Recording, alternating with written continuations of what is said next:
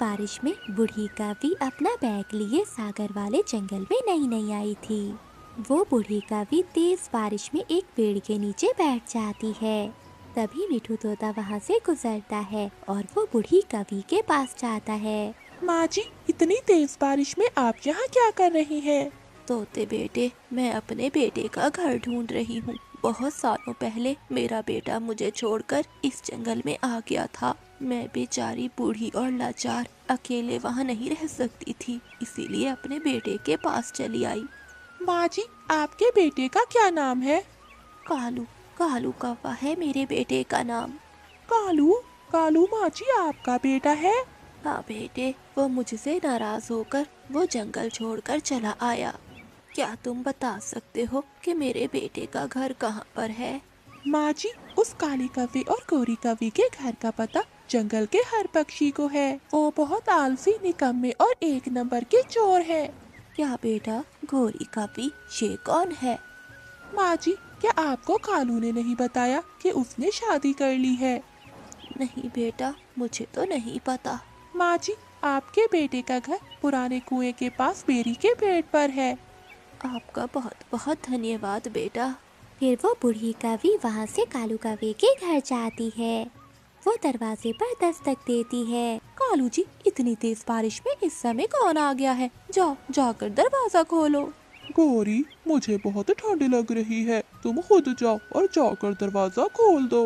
निकम्मे कहीं के, कभी तो कोई काम कर लिया करो। इस समय भी न जाने कौन आ गया है सर खाने। फिर गोरी कावी गुस्से में दरवाजा खोलती है। अरे बुढ़िया, इतनी तेज बारिश में घर में आराम नहीं आता, यहाँ क्या कर रही है? बेटा, क्या ये कालू कौवे का घर है?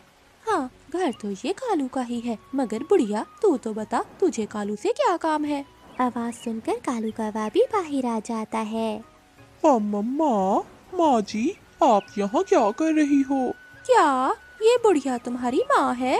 फिर कालू कौवा अपनी माँ को अंदर ले जाता है। कालू बेटे, मुझे तुम्हारी बहुत याद सता रही थी, इसलिए मैंने वो जंगल छोड़ दिया और तुम्हारे पास आ गई हूँ। अब मैं हमेशा तुम्हारे साथ ही रहूंगी। क्या हमेशा हमारे साथ रहोगी? बेटे, तुमने शादी कर ली और मुझे बताया तक नहीं। तुम्हें क्या यही काली कौवी मिली थी? इससे तो सुंदर कौवी हमारे जंगल में थी। माँ जी, काली नहीं, गोरी। गोरी नाम है मेरा और मैं अपने जंगल के सबसे सुंदर कवि हूँ। हाँ हाँ बेटी, वो तो दिख ही रहा है। माँ, ये बैग में क्या लेकर आई हो? कालू, क्या हो सकता है बैग में? 2 जोड़ी कपड़े ही होंगे, वो भी पड़े हुए। फिर वो बूढ़ी कावी वो बैग खोलती है जिसमें बहुत सारे गहने थे। बेटा, ये मेरे कुछ गहने हैं, इन्हें अलमारी में रख दो।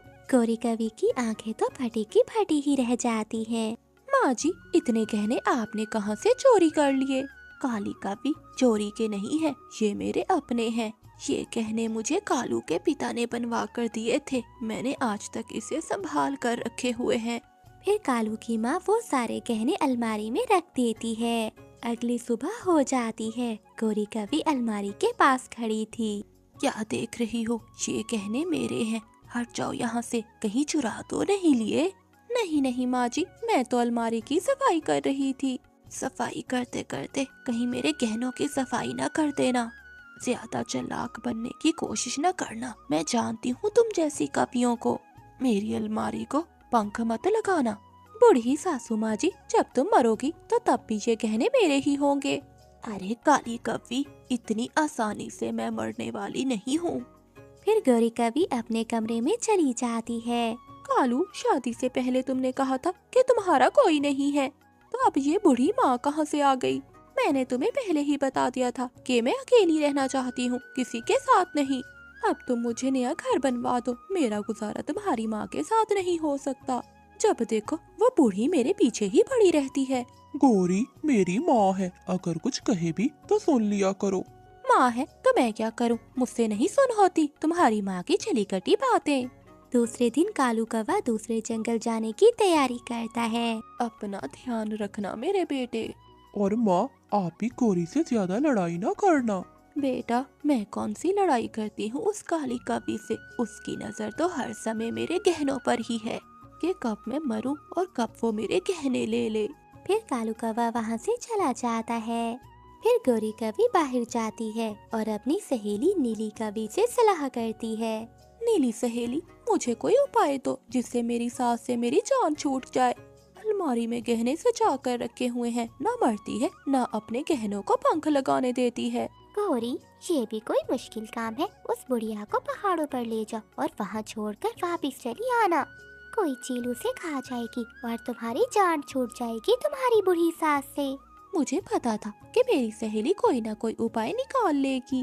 मैं आज ही उस बुढ़िया को पहाड़ों पर ले जाती हूँ और वहीं छोड़कर वापस चली आऊंगी। फिर गौरी कौवी घर जाती है।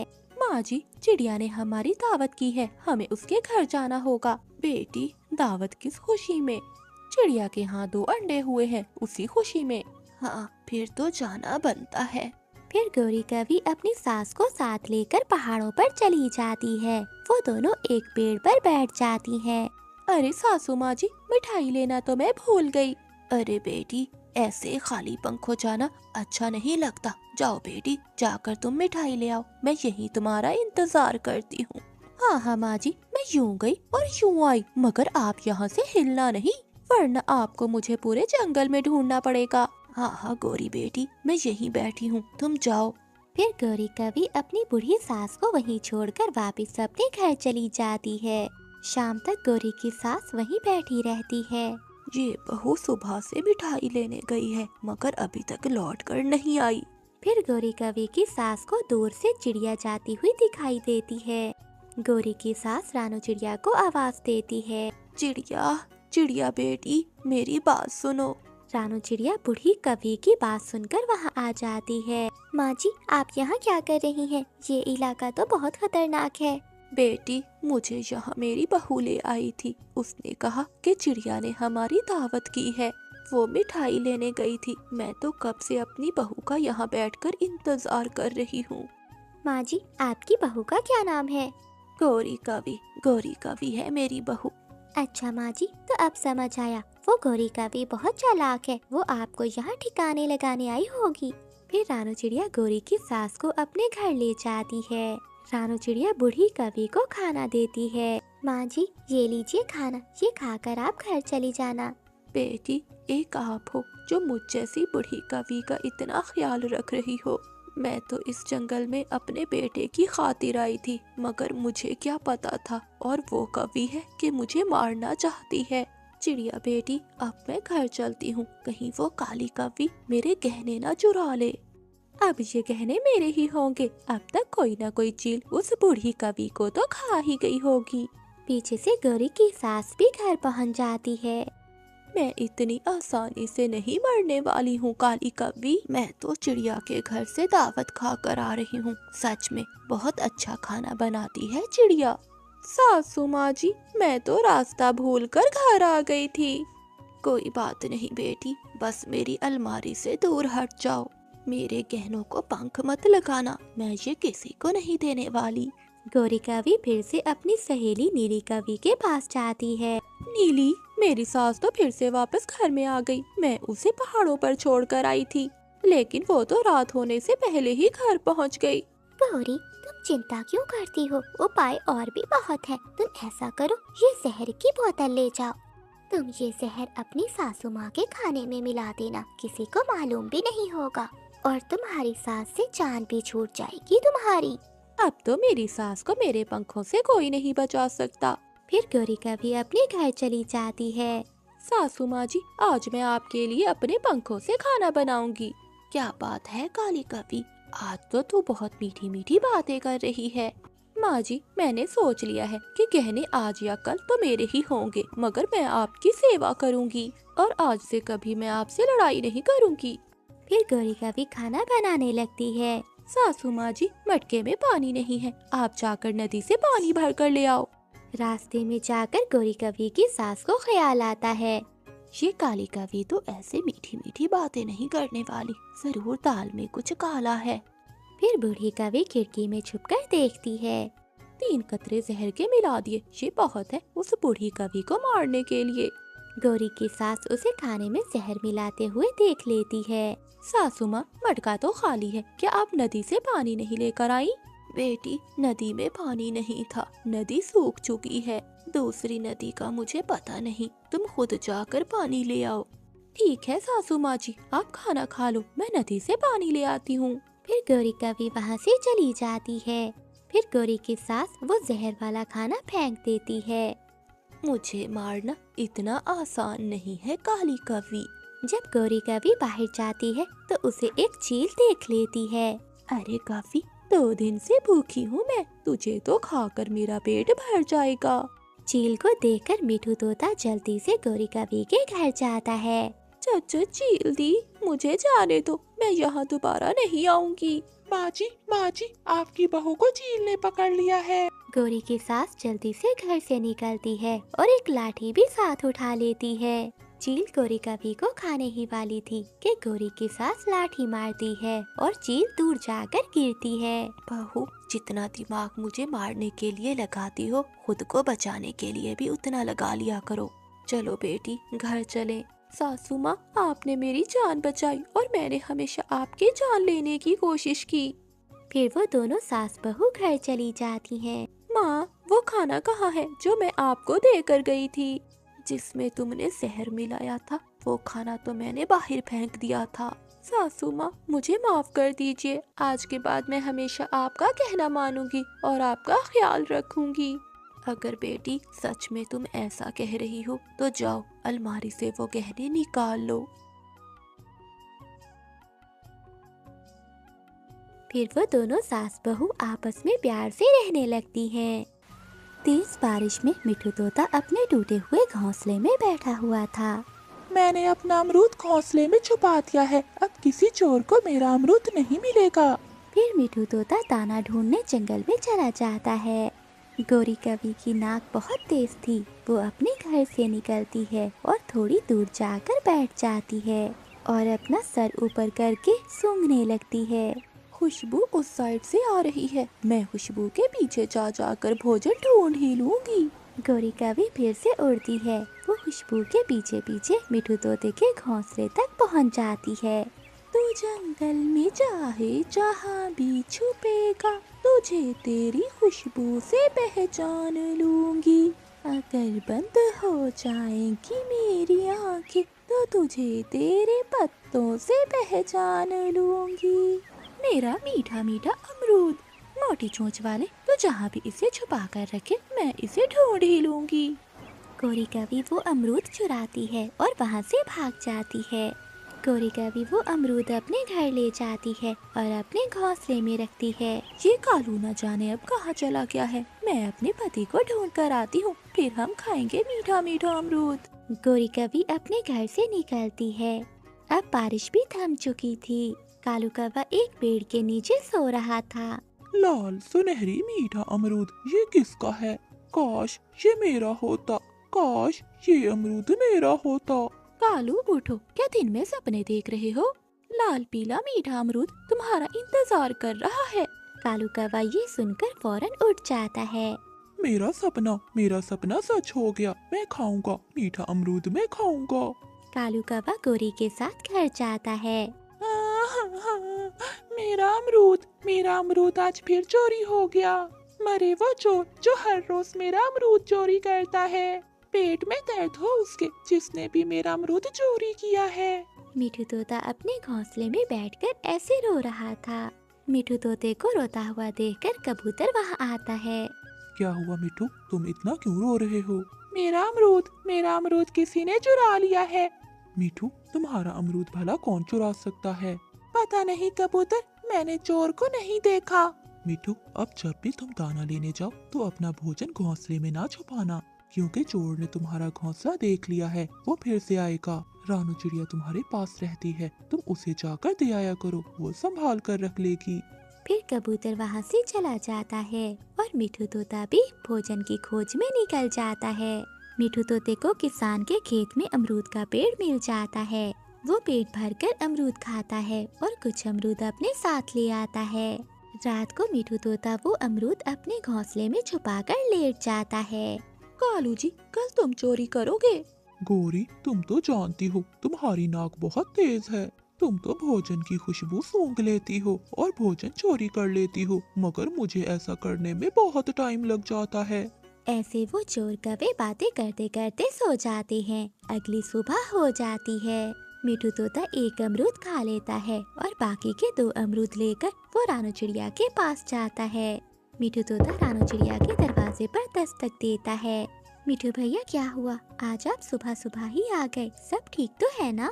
चिड़िया बहन, मेरे ये अमरूद अपने घर में छुपा ले, कोई चोर हर रोज मेरे अमरूद चोरी कर लेता है। मिठू भैया, मेरे दरवाजे की कुंडी भी खराब है, लेकिन मैं ये अमरूद अलमारी में छुपा देती हूँ।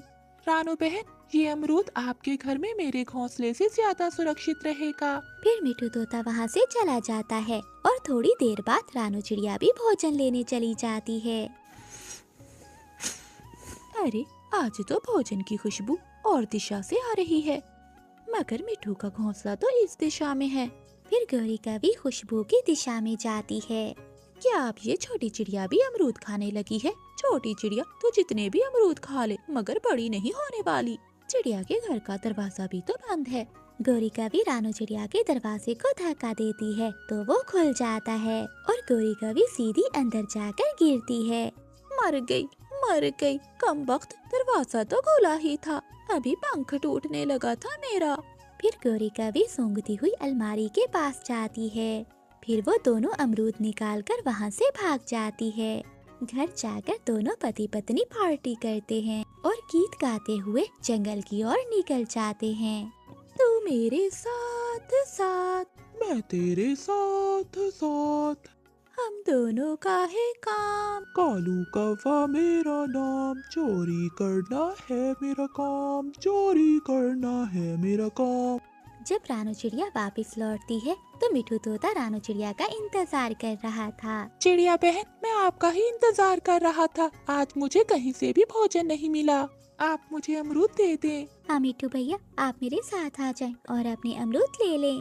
मिठू भैया, भोजन तो आज मुझे भी नहीं मिला। चिड़िया बहन, मेरा एक अमरूद आप खा लेना और एक मैं खा लूँगा। जब रानू चिड़िया अलमारी खोलती है तो वहाँ एक भी अमरूद नहीं था। मिठू भैया, अलमारी में तो दोनों अमरूद नहीं है। मैं लूट गया, कोई चोर मेरा यहाँ से भी अमरूद चुरा कर ले गया, नहीं छोड़ूंगा, इस बार तो मैं उसे नहीं छोड़ूंगा। मिठू भैया, धीरज रखिए, हमें सोचना होगा कि किस तरह से हम उस चोर को पकड़ सकते हैं। फिर रानू चिड़िया और मिठू तोता उल्लू के पास जाते हैं। उल्लू भैया, ये लीजिए दाना और हमें कोई ऐसा फंदा दीजिए जिसमें फंसा हुआ चोर कभी निकल ना पाए। कोई हर रोज मेरा भोजन चुरा कर ले जाता है, कोई ऐसा फंदा दो जिससे उसे नानी याद आ जाए। चिड़िया और मिठू, ये फंदा बहुत मजबूत है, अगर एक बार इसमें फंस गया चोर तो उसे नानी क्या दादी भी साथ में याद आएगी। फिर वो दोनों फंदा लेकर वहाँ से चले जाते हैं। मिठू तोता वो फंदा अपने घोंसले में रख देता है और साथ में एक अमरूद भी रख देते हैं। फिर वो दोनों एक पेड़ के पीछे जाकर छुप जाते हैं। कालू जी, मेरी नाक बता रही है, कहीं तो अमरूद है, कहीं तो पका हुआ अमरूद है। गौरी, मैं यहाँ बैठता हूँ, तुम जल्दी से जाकर वो पका हुआ अमरूद ले आओ, फिर पार्टी करेंगे दोनों मिलकर। गौरी कभी खुशबू की दिशा में उड़ती है, वो मिठू तोते के घोंसले में जाती है। मेरी मोटी चोंच वाले गंदे भाई, अगर तू अमरूद को बादलों में भी छुपा दे तो मैं उसे ढूंढ लूंगी। गौरी कभी जैसे ही अमरूद पर चोंच मारती है तो फंदा खुल जाता है और गौरी कभी की पूंछ में फंस जाता है। कोई बचाओ मुझे, मेरी पूंछ। फिर मिठू तोता और चिड़िया भी वहाँ आ जाते हैं। फंस गई, काली कभी फंस गई, आज मैं तुझसे सारे अगले पिछले हिसाब बराबर करूँगा। फिर मिठू तोता अपनी तेज चोंच से गौरी कभी को मारने लगता है। गौरी कभी किसी न किसी तरह अपनी जान बचाकर वहाँ से भाग जाती है, मगर उसकी पूंछ टूटकर फंदे में ही रह जाती है। फिर भी गौरी कभी पीछे मुड़कर नहीं देखती। तेज बारिश में हरियाली तोती मीठे फल खाने गुफा के पास जा रही थी, क्योंकि गुफा के पास एक मीठे फल का पेड़ था। कोई भी पक्षी उस पेड़ से फल नहीं खाता था, क्योंकि उस गुफा में एक बूढ़ी चील रहती थी। वो बहुत बूढ़ी हो चुकी थी, वो शिकार तो नहीं कर सकती थी, मगर जब कोई पक्षी भूल से वहाँ आता तो वो उसे खा जाती। कालू जी, मेरा आज मीठा फल खाने को बहुत मन कर रहा है। गौरी, मीठे फल के पेड़ के साथ तो वो गुफा है जहाँ वो बूढ़ी चील रहती है। अगर तुम वहाँ गई तो वो बूढ़ी चील तुम्हें खा जाएगी। कालू जी, मैं उस बूढ़ी चील से डील करूंगी। डील? कैसी डील? मैं उस बूढ़ी चील को खाने के लिए मांस दूंगी और वो मुझे मीठा फल। फिर गौरी कवि तेज बारिश में गुफा के पास जाती है और चील को आवाज देती है। चील गुफा से बाहर आती है। अरे काली कवि, इतनी तेज बारिश में क्या तुम मेरा भोजन बनने आई हो? बूढ़ी चील जी, मैं तो आपसे डील करने आई हूँ। अगर आप मुझे अपने पेड़ के फल खाने दे तो मैं आपको मांस ला कर दूंगी खाने में। ठीक है कवि, मुझे तुम्हारी डील मंजूर है। वैसे भी इतनी तेज बारिश में यहाँ पक्षी बहुत कम ही आते हैं। लेकिन काली कवि, पहले तुम्हें मुझे मांस ला कर देना होगा, फिर ही मैं तुम्हें मीठे फल दूंगी। बूढ़ी चील जी, ये तुम मुझ पर छोड़ दो, ये मैं कर लूंगी। फिर गौरी कवि जंगल में जाती है। बुलबुल अपने घोंसले में बैठी अपने बच्चे को दाना खिला रही थी। गौरी कवि बुलबुल से जाकर कहती है, बुलबुल, हर समय अपने बच्चे को सूखा दाना ही खिलाती हो या कोई मीठा फल भी खिलाती हो? नहीं गौरी, मेरे पास मीठा फल कहाँ, मैं तो हर रोज अपने बच्चे को सूखा दाना ही खिलाती हूँ। तू चल मेरे साथ, गुफा के पास मीठे फल का पेड़ है, मैं तुझे वो मीठे फल तोड़ कर दूंगी। लेकिन गौरी, गुफा के पास तो बूढ़ी चील रहती है जो पक्षियों को खा जाती है, मैं नहीं जाऊंगी वहाँ। बूढ़ी चील, वो तो मेरी सहेली है, अगर तुम मेरे साथ जाओगी तो वो बूढ़ी चील तुम्हें कुछ नहीं कहेगी। ऐसे गौरी कवि बुलबुल को अपनी बातों में फंसाकर गुफा के पास ले जाती है। बुलबुल, तुम यहाँ बैठकर मीठे फल खाओ, तब तक मैं अपनी सहेली से मिलकर आती हूँ। गौरी, देख लेना, मरवा ना देना। बुलबुल, तुम चिंता ना करो, ये मीठे फल खाओ। फिर बुलबुल मीठा फल खाने लगती है। बूढ़ी चील जी, शिकार आ गया है, बाहर एक मोटी ताजी बुलबुल बैठी है, उसे खाकर आपका पेट अच्छी तरह से भर जाएगा। कवि, तुम तो बहुत अच्छी हो।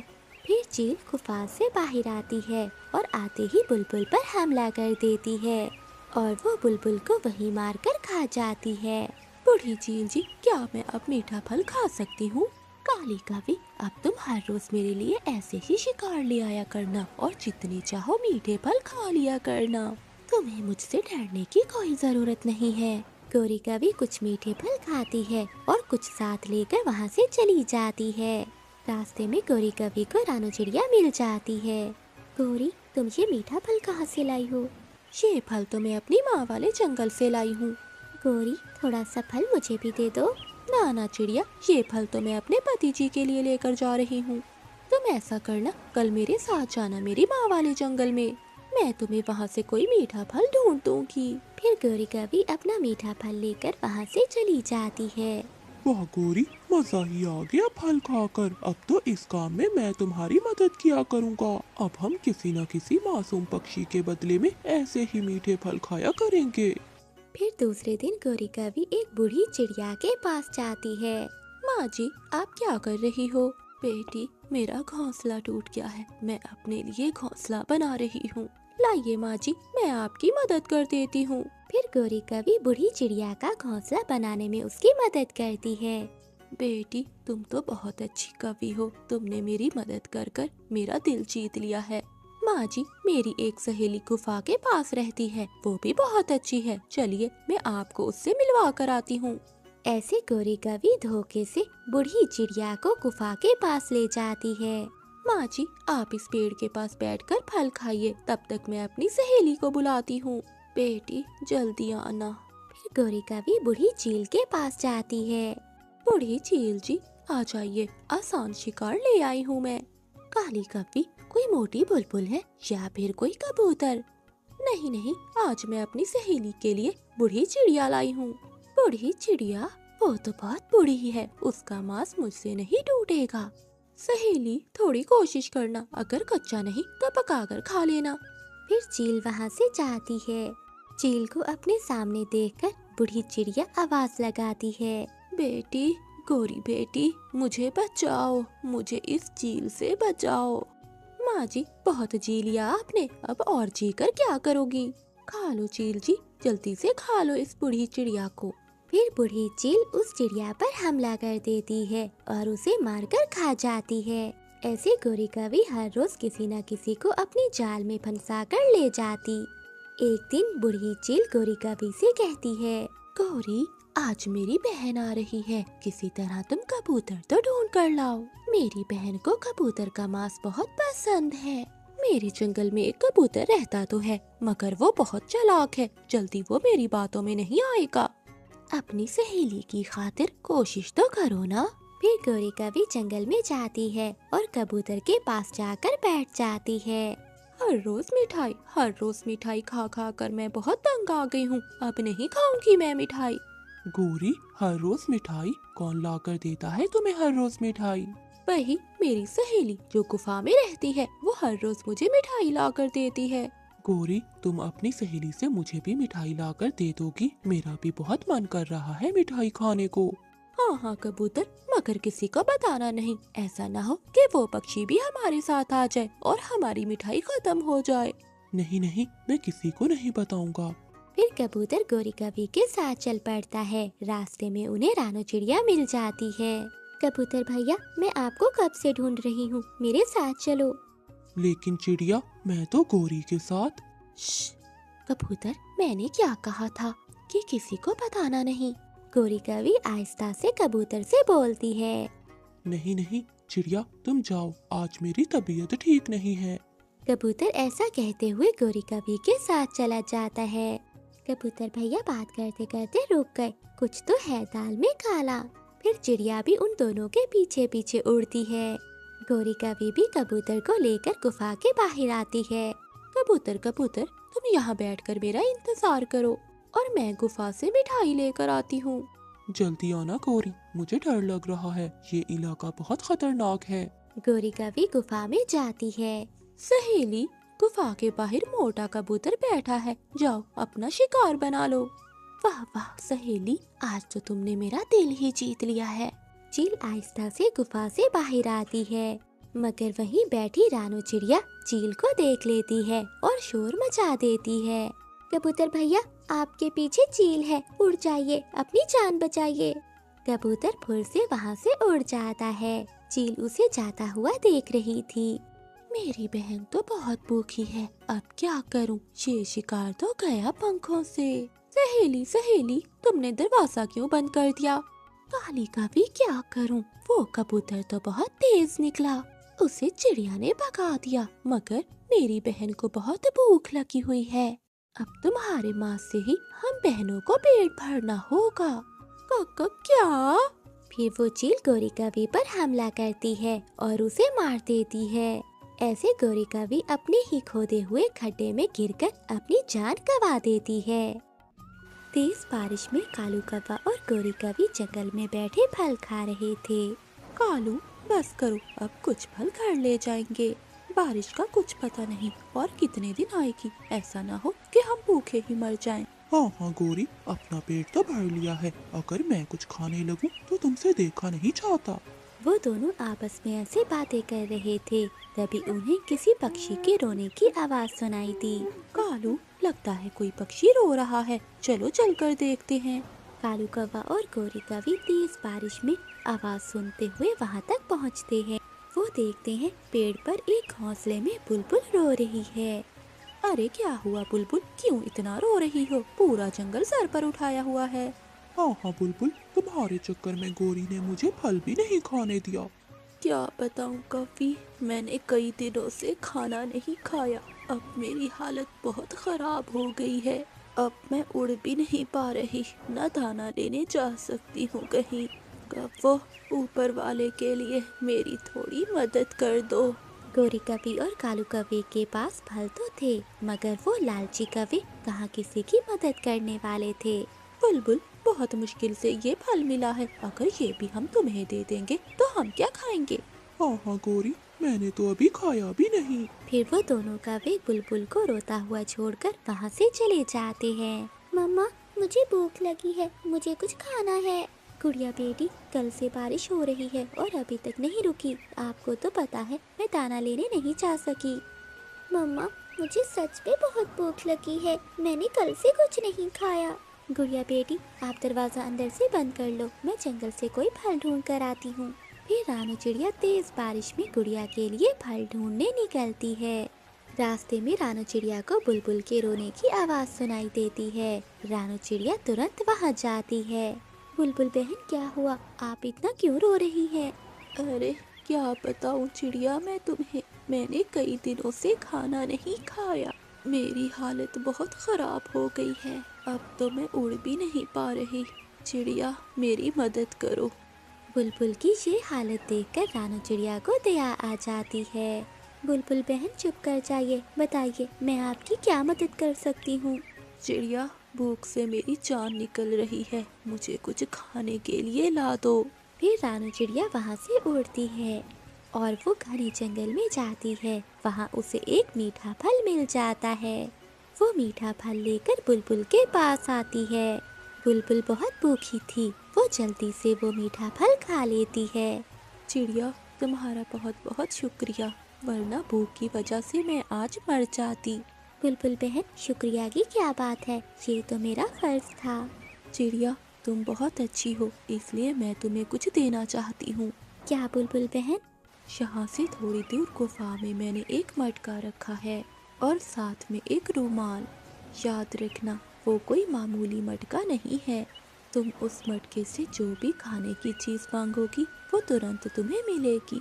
हाँ, जितना खाना तुम्हें चाहिए होगा तुम उससे ले लेना और फिर वो लाल रुमाल उस मटके पर दे देना। उस जादुई मटके से सामान रोकने का बस यही एक हल है। आपका बहुत बहुत शुक्रिया, मैं इस बात का जरूर ख्याल रखूंगी। ऐसा कहते हुए रानू चिड़िया मटका लेने गुफा के अंदर चली जाती है। रानू चिड़िया गुफा में जाकर देखती है तो वहाँ एक मटका पड़ा हुआ था। फिर रानू चिड़िया वो मटका और रुमाल लेकर अपने घर चली जाती है। कालू शुक्र है उस मोटी बुलबुल से बच गए, वरना वो हमारे फल खा लेती। हाँ हाँ गौरी, अब मुझे भी दो, मुझे भूख लगी है। फिर वो कौवा और कवि फल खाते हैं। मम्मा, ये क्या? मुझे तो भूख लगी थी, मैंने आपसे फल लाने के लिए कहा था और आप ये मटका ले आई हैं। गुड़िया बेटी, ये कोई आम मटका नहीं है, ये जादुई मटका है। क्या मम्मा, जादुई मटका? हाँ गुड़िया बेटी, आपने जो भी खाना है इस मटके से मांग लीजिए। ठीक है मम्मा, मैं मांग कर देखती हूँ। ए जादुई मटके, मुझे खाने के लिए मीठे मीठे फल दो। गुड़िया का इतना कहना ही था कि मटके में से ढेर सारे फल निकलना शुरू हो जाते हैं। फिर रानू चिड़िया उस लाल रुमाल को मटके पर रख देती है, जिससे फल निकलना बंद हो जाते हैं। अरे वाह मम्मा, ये तो सच में जादुई मटका है। हाँ गुड़िया, अब हम जंगल के सभी पक्षियों की मदद करेंगे और उन्हें खाने पर बुलाएंगे। जंगल में दाना तो मिल ही नहीं रहा, पक्षी बहुत परेशान हैं। अगली सुबह रानू चिड़िया मिठू तोता और कबूतर के पास जाती है। तोते भैया और कबूतर भैया, आज रात आप मेरे घर आ जाना, मैं आप सबकी दावत करूँगी। क्या दावत? चिड़िया, खाने में मीठे मीठे अमरूद तो होंगे ना? हाँ मिठू भैया, मीठे अमरूद भी होंगे और मीठा हलवा भी, और आप जिसे भी लेकर आना चाहें वो सब आ सकते हैं। फिर रानू चिड़िया वहाँ से उड़ती है और कौवों के पास जाती है। गोरी बहन और कालू कौवे, आज रात मेरे घर में दावत है, आप दोनों आना। चिड़िया तुम तो बहुत गरीब हो, हमें खाने में क्या सूखा दाना खिलाओगी? नहीं नहीं गोरी बहन, मैं आपको मीठा हलवा भी खिलाऊंगी। क्या मीठा हलवा? गौरी, मैं तो जरूर जाऊंगा। हाँ, जो भी आप खाना चाहते हैं वो सब मिलेगा आपको। फिर रानू चिड़िया वहाँ से चली जाती है। कालू, ये चिड़िया कल तक तो मेरे पास आई थी फल लेने, आज इसके पास कौन सा अलादीन का चिराग लग गया है जो हमें दावत पर बुलाने आई है? गौरी, तुम आम खाओ, गुटलियाँ क्यों गिनती हो? पेटू कहीं के, तुम्हें तो बस खाने की पड़ी रहती है। आज रात में देखना होगा कि चिड़िया के पास ऐसा क्या है जो वो सभी पक्षियों की दावत कर रही है। शाम को कालू कौवा और गोरी कौवी बाकी पक्षियों के आने से पहले वहाँ पहुँच जाते हैं। वो दोनों खिड़की में छुपकर देखते हैं। गुड़िया बेटी, बाकी पक्षी आने ही वाले होंगे, अब मैं जादुई मटके से खाना मांग लेती हूँ। फिर रानू चिड़िया जादुई मटके से खाना मांगती है। देखते ही देखते बहुत सारा खाना आ जाता है। कालू कौवा और गोरी कौवी दोनों ये सब देख रहे थे। कालू, तो अच्छा ये है जादुई मटका। गौरी, खाना खाने के बाद रात को हम ये मटका चुरा लेंगे। फिर जंगल के सभी पक्षी आते हैं। रानू चिड़िया उन्हें पेट भरकर खाना खिलाती है। वो सब बहुत खुश थे। खाना खाने के बाद वो सब अपने अपने घरों को चले जाते हैं, मगर कालू कौवा और गोरी कौवी अपने घर नहीं जाते, बल्कि वो चिड़िया के सोने का इंतजार कर रहे थे। कालू, चलो, चिड़िया सो गई है। हाँ हाँ गोरी, जल्दी करो, मुझे बहुत भूख लग रही है। मुझे स्वादिष्ट स्वादिष्ट खाने खाने हैं। रानू चिड़िया के सोने के बाद गोरी कौवी खिड़की से आती है और वो जादुई मटका लेकर वहाँ से भाग जाते हैं। वो अपने घर में जाते हैं। कालू, क्या खाना चाहते हो तुम? आज जो कहोगे वही मिलेगा। गोरी, मैंने कई अरसे से पक्षियों के अंडे नहीं खाए। आज मुझे स्वादिष्ट अंडे खाने हैं, अंडे। तो फिर मांग लो जादुई मटके से अंडे। हाँ हाँ, क्यों नहीं। ए जादुई मटके, मुझे अंडे दो, ढेर सारे अंडे। कालू कौवे का इतना कहना ही था कि वहाँ अंडों का ढेर लगना शुरू हो जाता है। कालू, ये क्या? ये अंडे तो खत्म ही नहीं हो रहे। गोरी, इतने अंडे मुझे नहीं चाहिए। देखते ही देखते वहाँ अंडों का ढेर लग जाता है और कौवा और कौवी को निकलने का मौका ही नहीं मिलता। वो अंडों में दबकर मर जाते हैं, क्योंकि उन्हें मटके को रोकने का तरीका नहीं पता था। वो दोनों लालच की वजह से मर जाते हैं, क्योंकि लालच बुरी बला है।